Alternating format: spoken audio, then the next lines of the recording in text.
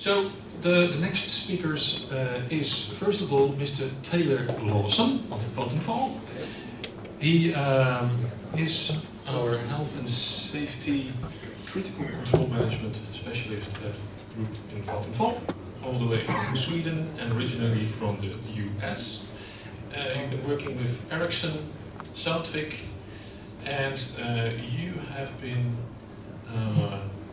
I'm not going to just explain everything, but you have been a yacht captain and engineer, which is very interesting. And you have been working for Marriott International as an auditor and senior technical vessel manager. So these are, I think we all love LinkedIn, and sometimes it's just worth mentioning what people write down. Right?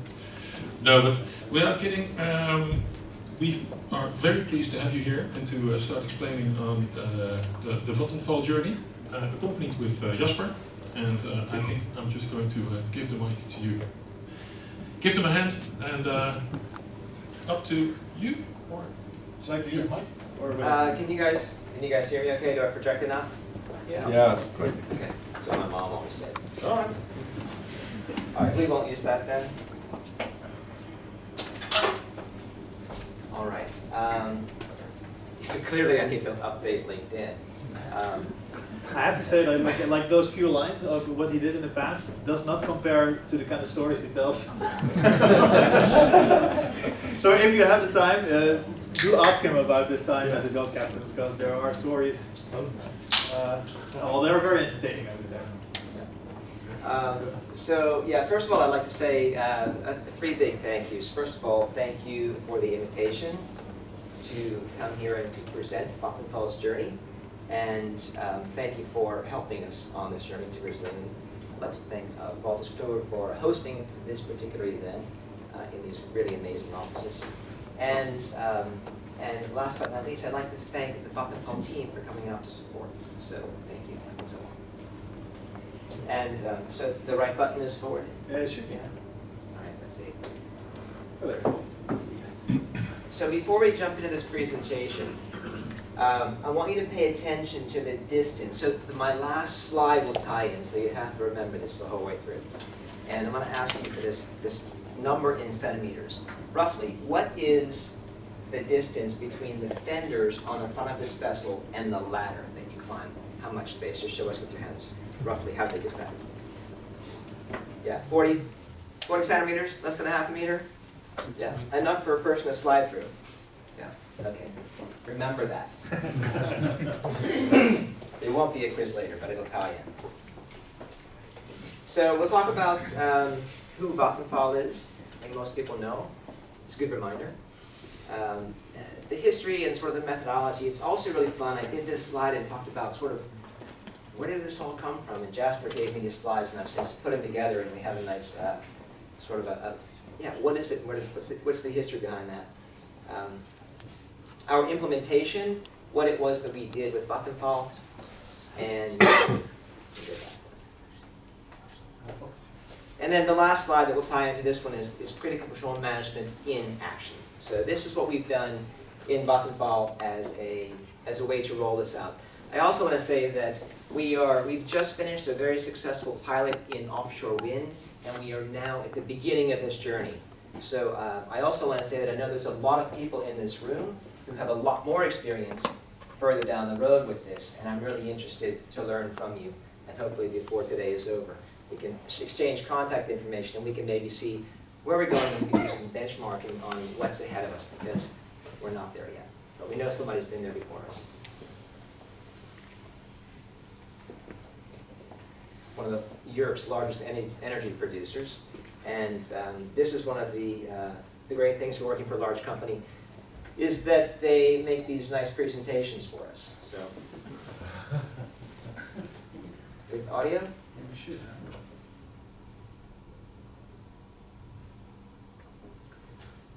And these presentations normally come with sound.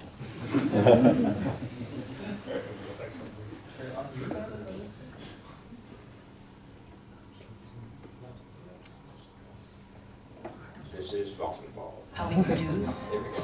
how we build, how we travel, At Vattenfall, we're determined to power and lead this change. We exist to help all our customers live their lives in ever climate-smarter ways and enjoy fossil fuel-free lives within one generation. As one of Europe's leading energy companies, our ambition is to become fossil-free ourselves. But that's not enough. We also actively seek new partnerships inside and outside the energy industry, searching for new ways to achieve fossil freedom. For instance, we collaborate with the steel industry to develop a method for producing fossil-free steel that emits water instead of carbon dioxide. We help our customers to adopt smart technologies to create their own electricity or heat in an easy and affordable way. We are building a network of charging stations in Northern Europe, together with our partners, to accelerate the transition to electric cars. Our journey to fossil freedom is actively underway. So it's an interesting segue, think fossil free within one generation. And so how does this tie to critical control management? It also ties directly to sustainability. So it would reason to say that if you cannot bring your workers home at the end of the day, it is not a sustainable business model. And that's really what was the basis for this, is we had a fairly, well, I'll talk about our record here a bit. In terms of the reason that we brought this into the organization, critical control management or barrier-based management. You go the right way on that. If I put it behind my back, it's still the right button.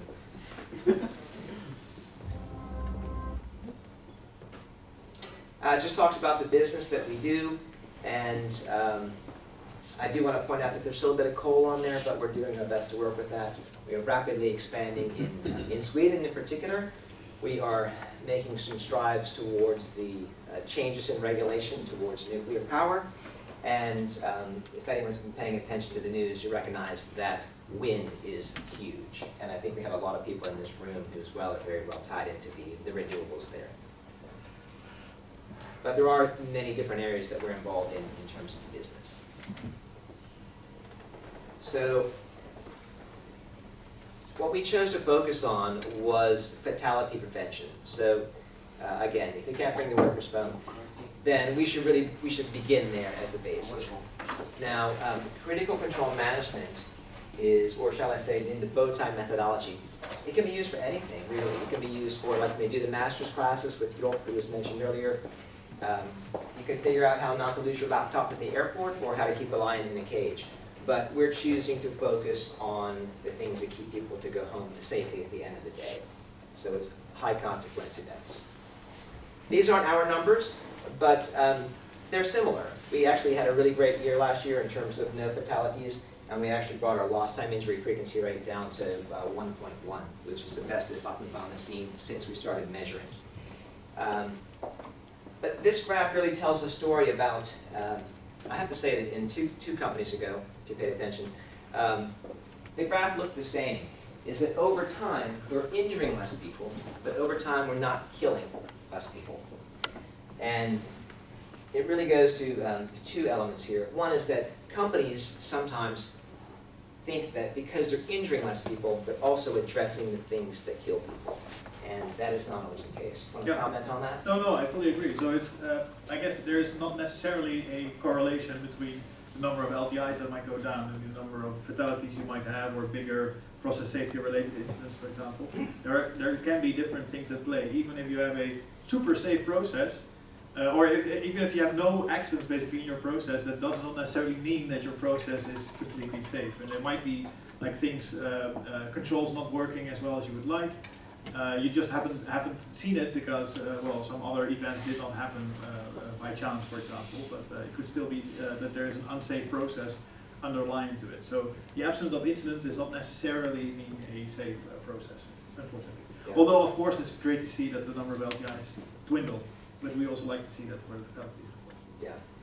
Yeah. And what's also interesting, and ties into two presentations ago, is that when we do a deep dive into the incidents and the incident reports that have led to fatalities, indeed, the same information comes up, is that people have not done a proper risk assessment, and that people doing the job don't necessarily understand the risks. It doesn't mean, going to leadership, it doesn't mean that the company doesn't understand the risks.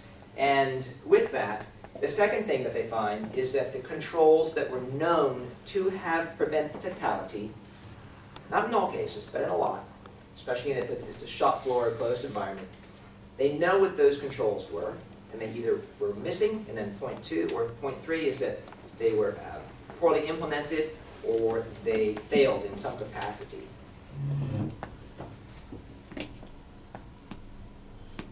So it also comes to the point of why we're focusing on the controls within the business.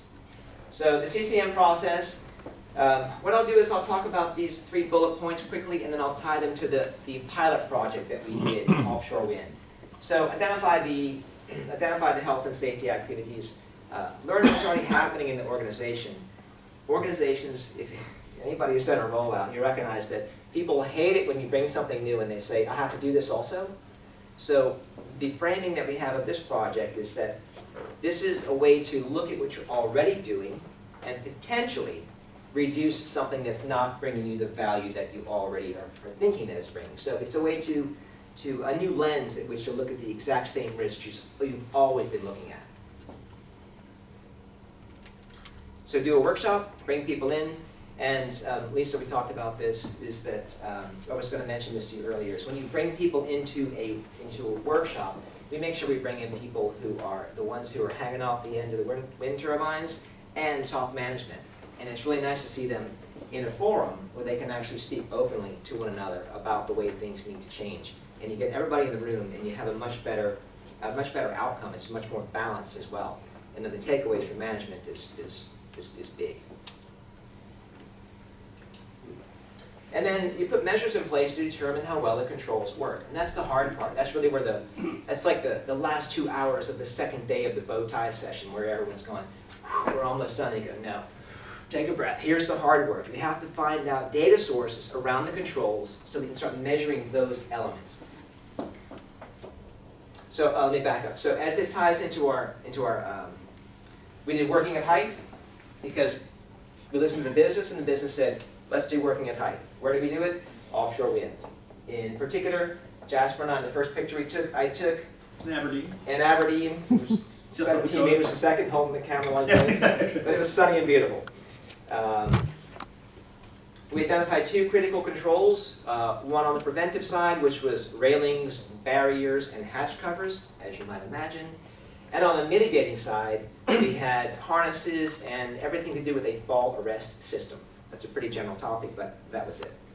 So, and then there's a lot of data sources around those controls. So if I just take harnesses, for example, there's a third-party company that comes in and does a periodic inspection of the equipment. It's great for them. When they find something that's broken, they replace it, they get to sell it, and we get to be in safe gear when we climb. So there's data around that. There's a produced report, it's PDF, it's emailed. Is it worth grabbing that data, writing a script to go in and grab an email, take all the information out of that PDF? That's the question. We come to that in a bit. But there's a lot of data. Everyone's like, there's no data around that. In every single situation that we've done, there's always data. And the question we have to ask ourselves, and there's an entire slide on it that Jasper's going to cover, is the juice worth the squeeze? And that's the hard part to answer. So this is the part that, I got these slides from Jasper. So the parents. So a fall tree starts at the bottom, everything that could potentially go wrong and how we get there. And then an event tree actually starts, and this is the top event, and then the event tree starts at the other end and figures out what could potentially happen to lead to consequences on the right-hand side. And then when you put them together,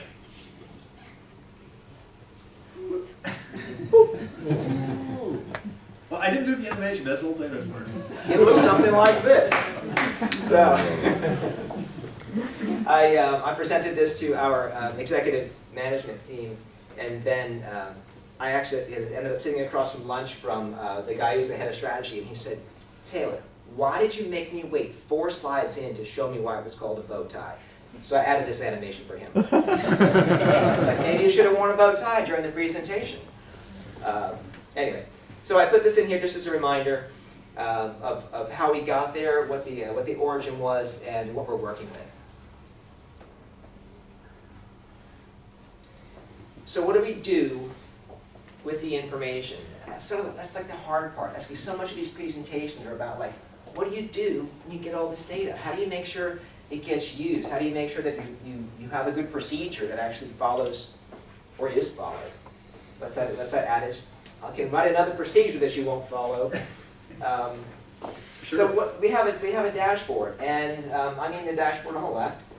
So in this particular case, this is of a particular incident, or sorry, a particular hazard or risk. So we have the occurrences, so they're green. So each one of those little buttons can turn color depending on what comes on the slide behind it. So if it's green, in this case, if you have occurrences, it's because occurrences are going down. If you have yellow on the controls, that's because you have, let's say, a fairly new car fleet. Most of them have airbags. And let's say that we've determined that defensive driving, being able to drive defensively, means that you should have taken defensive driving training. I'm clear that defensive driving training is not a control, but being able to drive that way means that you should have had some training to be able to utilize that skill set. So let's say that only 63% have actually taken the class. So now we have an understanding of the potential effectiveness of our control.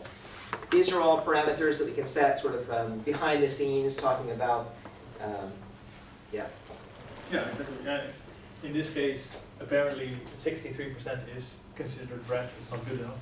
If it was above 80%, maybe it was be considered green. That depends a bit on how you set it up. But the bottom line is there's two key controls, or like critical controls. One of them is effective, and the other one not so much. That's why over here you see as a summary basically, okay, we're in the orange zone because not all of our critical controls are doing well, even though our occurrences might be declining, for example. Yeah. And then on the bottom point, it could be green, additional comments. This is where you would expect people to put in explanations about why the controls are not green, or what will be done to make them green. So in this particular case, let's say that the comment is 37% of those who didn't take the class are slated to take defensive driver training within the next 3 weeks. So. Oh yeah, and in the end, Oh. this also tallies up all the way on top to the top. So for the overall hazard that we're looking at, so in this case, driving a car, it's considered orange because not all the underlying elements are considered green. If all of these were green, then the risk would be green, and then the CEO can just flip to the next page because apparently it's like the occurrences are good, or well, the occurrences are declining, so which is good. The critical controls are under control. The additional comments, so like the subject matter experts that deals with this risk, can also claim that it's doing all right. Probably not the risk that we should be looking at the closest.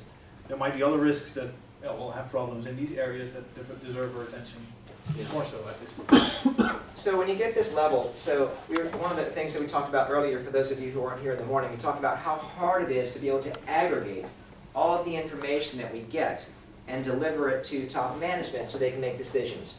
So this particular view is a risk. But there is the possibility, which I have to say that Resilium delivered to us, thank you. This is a dashboard. We said we need a dashboard to be able to present this and to be able to filter it out on business area and to understand the controls. So this is an aggregated look. It's also a Power BI, so that anywhere you click, it just tells you what you're after.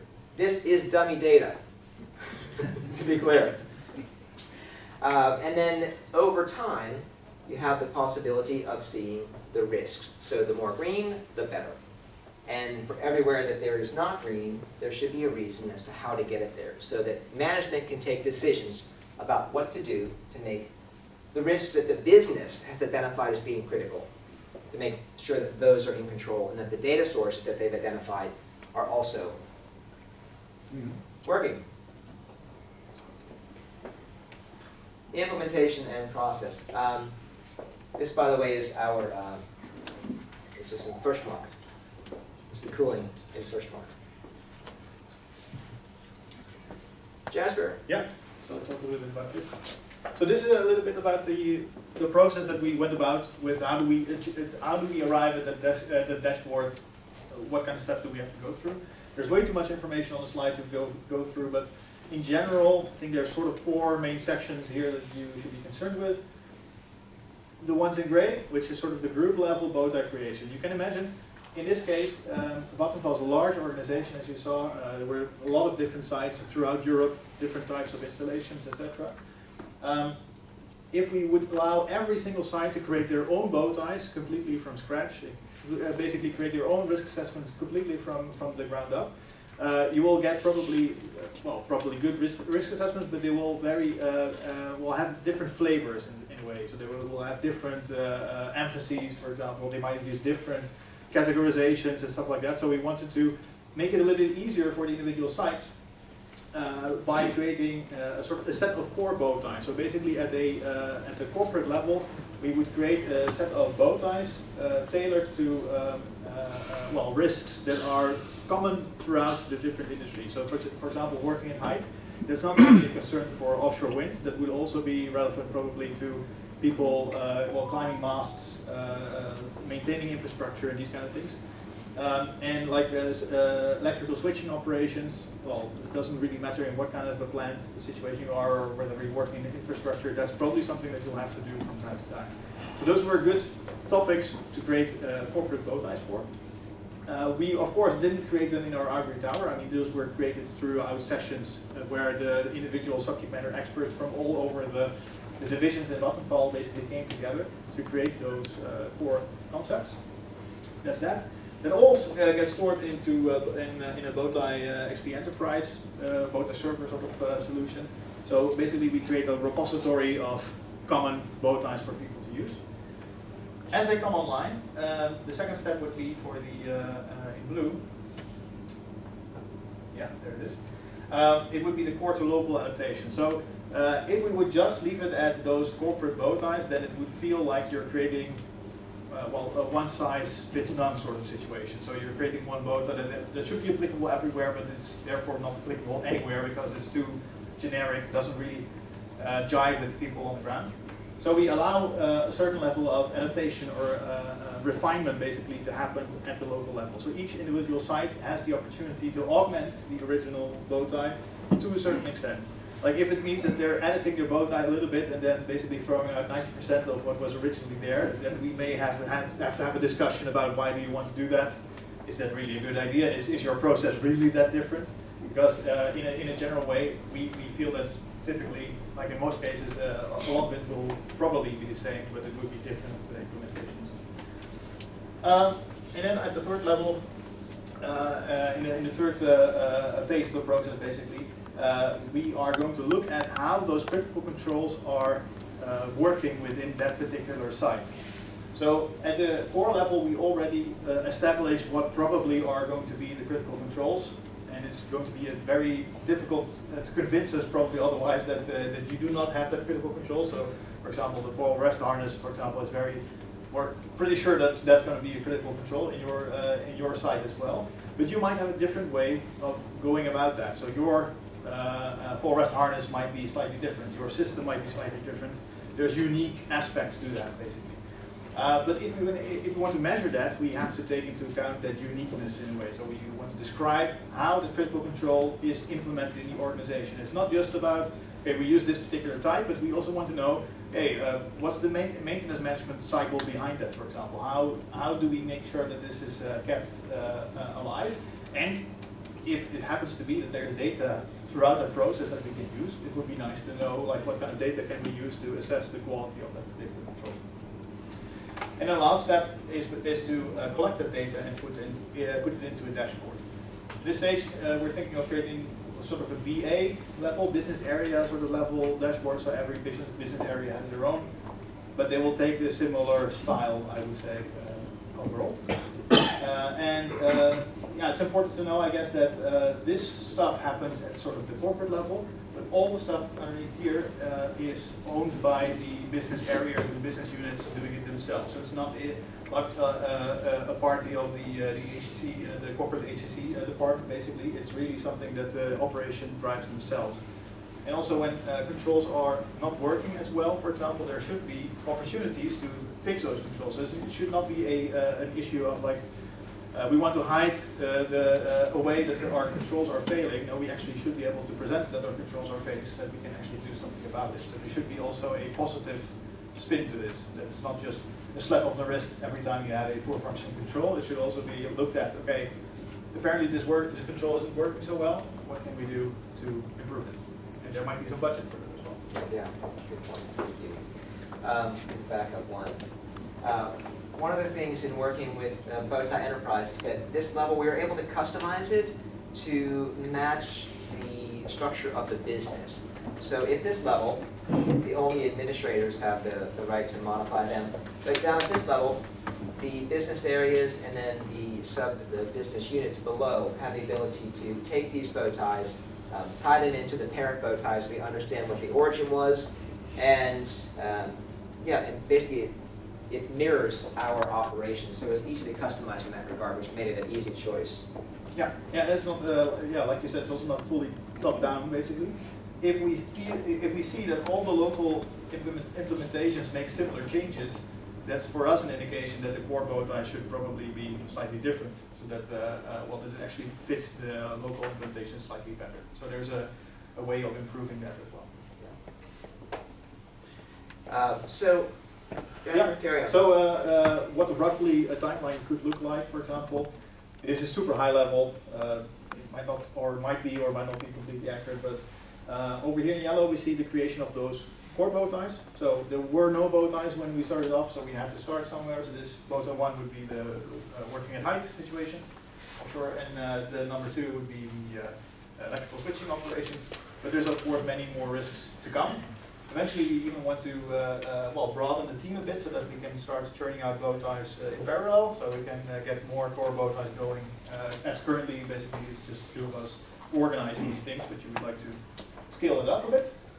Of course, in order for this to be adopted, there's various types of training that need to happen. So in order for us to have a parallel team working at the same time, we obviously need to train up people to be able to do that, to have those skills to create those bow ties. But that's not the only type of training, it's also related to onboarding. There might be a lot of people indirectly involved with the bow tie process, either sitting in on a workshop, for example, or it might be managers that need to well, consume the data and make decisions based on it. So there might also be some recommendations there in terms of training. We also scheduled for meetup sessions. We want to make sure that the bow ties that are created in those separate teams are still at least flavor-wise relatively aligned, so that they at least have the similar type of shapes, they use the same criteria and stuff like that. And we have a couple of like feedback sessions well, to see if we're still on the same track. And then of course we need the individual business units or the sites to take on such a core bow tie, see which ones are applicable for them, make a copy, and then convert it into their local bow tie that covers their local reality. And that would be somewhat of a staggered approach, where one business area might start ahead. So I think offshore wind is, since we did the pilot with them, they're a little bit further than, let's say, the other business areas as they develop. So that would be a bit of a staggered approach. As those local bow ties are being created, then eventually you'll also identify the critical controls on those and how to measure those. And the more these come online, the more data we're sucking into our dashboard. And we will continue that way until we have that system online. And then the final step that we added, I did a presentation and someone said, so at what point in your project do you train everyone in the field on how to comply with the critical controls? So I immediately put a slide into the deck that said, scope of project excludes training the business on how to use these critical controls. So that ties into the point, and there was another point down here that I brought in for that presentation that said, this is the part where you train the business to be able to use the controls that the business has identified. And that comes into a slide that we have coming up that talks about health and safety. It's HKZ. No? Health and safety is like the delivery truck. We bring this in and we unload this tool for them to understand how to, and it's the business's job to unload the truck and to use it and to own it. What we do is we bring it to them. So health and safety does not own this. If health and safety owns this, then health and safety will always own it, and it will never get used by the business. So when these are sort of decisions that we go into. This is the second company that I've been involved in the rollout with, and there's a couple of different ways to approach it. We did this in the first organization, and it had a lot to do with the fact that they didn't, there was only one bow tie license in the company, and I was the misfortunate person who held it. So I did 250 bow ties. I think half of them were working at height. None of them were the same. None two. It was really challenging. And then they'd say, Taylor, can you harmonize this? And I said, no, this is not a possible thing. So there's a balance. This is more like a heavy mining operation. A friend of mine is involved in safety in a mining operation in Western Australia, and he said they pulled out their iPhone, they tap a button, the different things that can kill them on a daily basis, and then what is derived from that is a checklist which combines all of these steps. And they say you follow these things, and then if you can't, you press the button as to why not. Then someone else gets notified. They can't do this critical control, but until they get them all nailed down, work doesn't happen. They don't carry on with the process.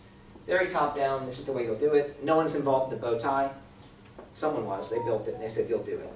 Not a lot of buy-in, but at that point in the operation, they apparently don't need that. What we found is a bit of a happy medium. This was really challenging, being the one sitting in that. And over here, we realized that people need to understand how to modify that. We have a lot of different business areas, and business units within those all operate very differently, even within a business area. So it's important that the local rules and the local laws are brought into that bow tie and how that is implemented. So if you don't get the feel for what's actually happening on the ground, then people won't be interested in doing what you're doing, because as we talked about earlier, as Ruben brought up, the procedure may not actually reflect what's happening, and people will have no reason to. Yeah. No, I'm not going to do that. Yeah. So the left would be like everybody creating their own bow ties, doing whatever they want, which is difficult to get a scope of, like an aggregated view. It's very difficult to bring that together. And the rightmost one would be basically forcing down the same bow tie through everybody's throat, since that's the single truth that we are working with in the organization. And we're trying to harmonize it a bit. So we start off with a single bow tie that can be adapted in a way to reflect the reality, while still keeping the ability to aggregate. When beginning this in the organization, if you have a small organization, you might just know right off the top of your head what the few things are that you want to address, or the multitude of things are that you want to address. What we did was we went to our business areas, and then the business units within there that actually have operations, and we asked them what their risks were. Then we did a weighted average, and we found out that it would make sense that since we deliver electricity as a product, that working with electricity would be one of our highest risks. So that's our next bow tie that we're doing. And fall from height. Sorry, we've done switching operations, fall from height, and or working at height. And our lifting operations is our next one that we're slated to do. So I'm going to let you talk about this, Jasper. But before I do, this to me, this slide says it says one thing. It says that things don't, the importance of running a project in a very agile way, because you're always going to hit a wall. It's like a plan of attack is only as good until you meet the enemy. It's like a rollout project is only as good until you start to roll it out in the company. And to me it says, one, you have to be ready for that, and two, that's the most important part for me in this, that it speaks to the ability of Resilium and the team to innovate. Because we hit a wall and we said, what do we do next? And then this is the result. So, well, yeah, this was one of the things. You can imagine, like, ideally, we would like to gather information from the organization, data from the organizations to tell us something about a control. And surprisingly enough, there usually is quite a lot of information, but sometimes that information is, well, difficult to get from people. So either it's like stored in a PDF, for example, difficult to access. You can do it, but it will be a little bit of effort to do so. And do you really want to take all that effort to basically confirm that the control is working as you think it should, that you already thought was working quite well? Do you want to spend all this effort collecting data to basically prove again that it was working effectively?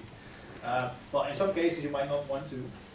So what we did was sort of create a rough matrix to get a bit of an idea of when do we actually go ahead and put in the extra effort to gather the data from the industry, or may we actually be content with just asking the subject matter expert how well do you think this control is going, and just give a qualitative rating and just have that as the final say, basically. So in some cases you might have a lot of data needs, so you actually you're not really sure how well this process is going, or you've had a couple of hiccups with this process. So we actually do want to have a little bit more detail of information. So your data need might be high. Well, in that case, you might go a little bit further with trying to get the data. So it's worth more effort to get the data if your data need is high. In some cases, such as for example the working at height, it seems to be already quite well under control. But to get the proof data basically was still quite difficult to do. So that would be on the low side of the data needs, but on the high side of the effort. In that case, we basically concluded, well, we can just allow the subject matter experts to come up with a rating for this control based on his or her opinion. That could be backed up, of course, by some kind of evidence, but we're not going to actively go collect that information. It should be auditable, of course, at some point, but we just basically take your word on it that this control is effective. But in other cases, that might not be necessarily the case. So if the data, for example, is very easy to get, then why not do it? Because it will save these people the need to come up with an additional rating, for example, so you can automate stuff more easily. But also, like if the need for data is very high, then probably you will want to get some form of a data information in there because it brings like additional information to the table. Yeah. And in some cases, it might not be worth the squeeze. Yeah, exactly. Again, it's a great conversation starter. Say, well, we've really got this. Do we need to do it? Let's just talk about it. But it's the innovation that I thought was really interesting because it enables us to move past that spot. Yeah. Rather than get hung up on the data. Yeah, exactly. So the learnings, they kind of fell into two main categories. One was about the resources. I have to say, the bow tie sessions are always so much fun. When you come into this, so in the first bow tie we had 4 wind parks, 6 or 7 languages, 2 different safety management systems or more, 1 UK and 1 non. I realize that there's a very fundamental difference between the two, which I learned in that particular meeting. But everybody, even despite all those differences, everyone came together, and it didn't take long to agree on what the critical controls were. Because everyone's there for the same purpose, is trying to figure out how to make it safe and how to simplify the process. And then all roads lead to Rome.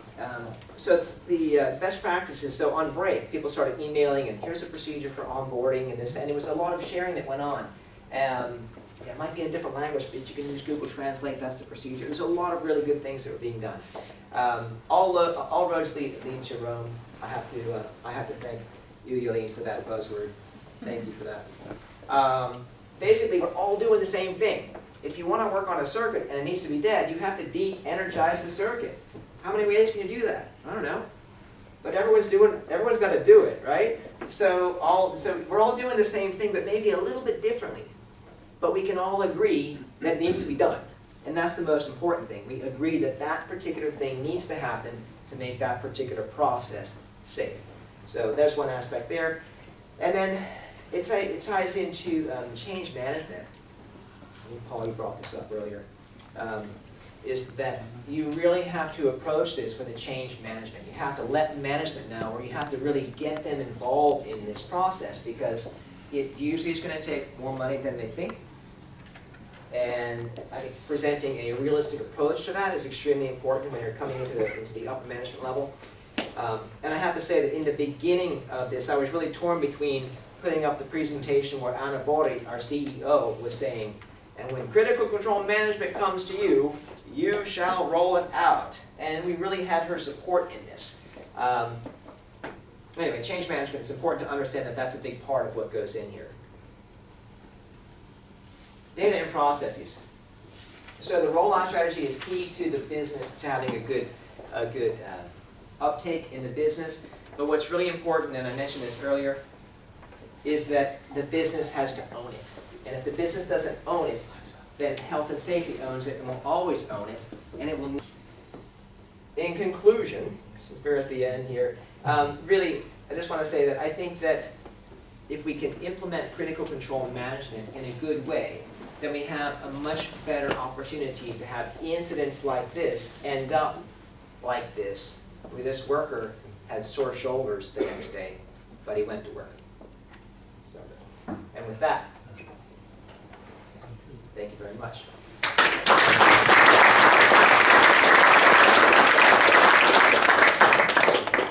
We're probably out of time, eh? Another question?